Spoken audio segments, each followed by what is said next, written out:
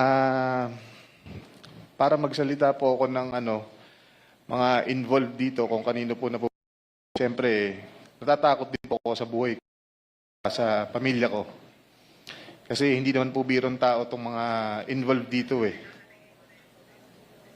As I've said, Oo. Engineer Bryce, you will be protected by this committee as long as you will say the truth.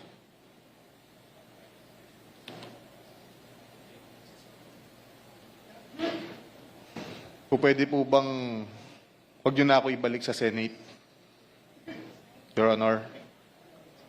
Kasi may mga involved pong senador dito. At hindi ko po alam ang magiging kapalaran ko pag binalik niyo ako doon. Magsalita ka muna. And this committee will assure you that you will be protected. Your Honor, parang mas kailangan ko po muna ng assist niyo bago ako magsalita.